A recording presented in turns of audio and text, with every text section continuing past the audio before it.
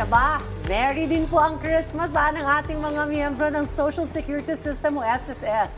Dahil meron pong pamasko ang SSS para sa kanilang mga miyembro. Ang iba pang impormasyon tungkol dito, alamin po natin mula kay Attorney Marisa Mapalong, Deputy Spokesperson po ng SSS.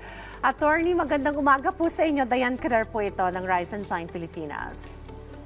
Hello, mabuting araw, Ms. Dayan, at mabuting araw po sa lahat ng taga-subaybay ng inyong programa.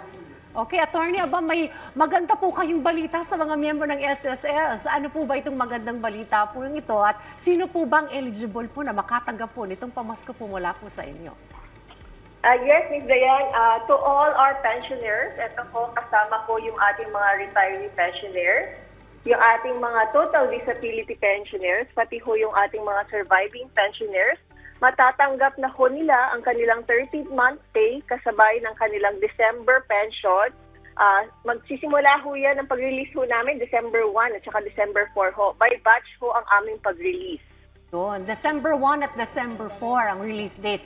Paano po ba ang magiging sistema po sa pag-release po ng mga pension po ito? Ito pong bonus pension ng 13th month pong ito. At paano po nila po ito makiklaim, Attorney? Yes, ang susundin ho namin sa pag-release ng aming mga 13th month, ito hong kanilang date of contingency. So kapag ho sa mga retiree pensioners ho ang pinag-uusapan natin, ang date of contingency ho natin ay yung kanilang date of birth. Tapos ho, kapag mga surviving pensioners, ito naman ho yung tumatanggap ng pension dahil ho yung kanilang spouse or yung namatay na member ho nila, namin ay asawa ho sila ho ay surviving pensioners. So, ang date of contingency po nila ay yung date of death ng kanilang asawa. While for the total disability pensioners naman, ang difference naman ho dyan, it's either yung date of diagnosis, date of operation, or yung date ho ng pag-conduct ng physical examination sa kanila. So, alam naman ho ng ating mga total disability pensioner kung kailan ho yung kanilang date of contingency.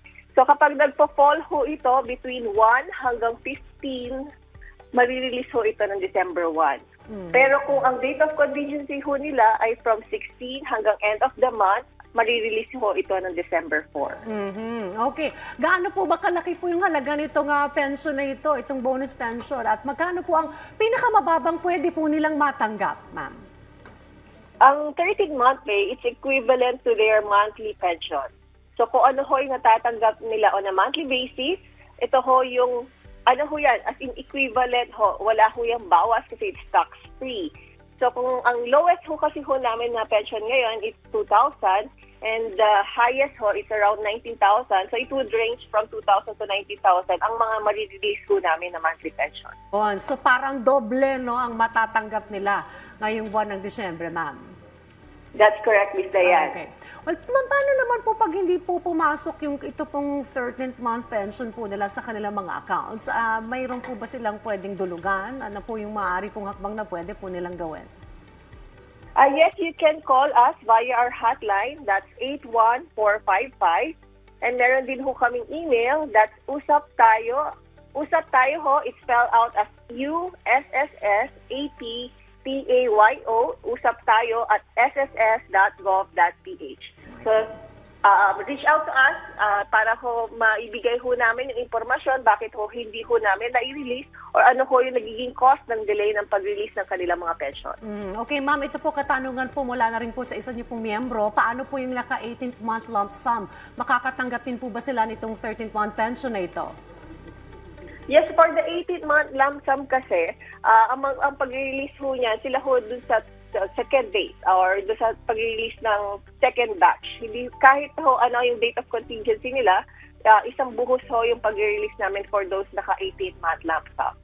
Alright, well, kami pang huling mensahe po kayo, Attorney, sa ating mga miyembro po ng Social Security System. Go ahead po.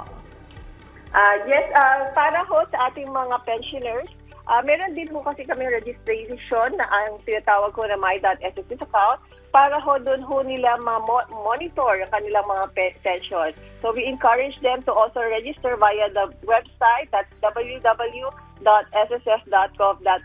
para ho mas madali ho nila makita kung magkano at kung kailan ho marirelease ang kanilang mga pension. Ayan. Well, release date December 1 and 4. Maraming salamat po sa paglalaan po ng oras para sa amin ngayong umaga at sa ating po mga SSS members. Ayan po, doble pong matatanggap po ninyo ngayong pong buwan ng Disyembre. Salamat po, Attorney Marisa Mapalo, mula po sa Social Security System o SSS. Thanks, ma'am.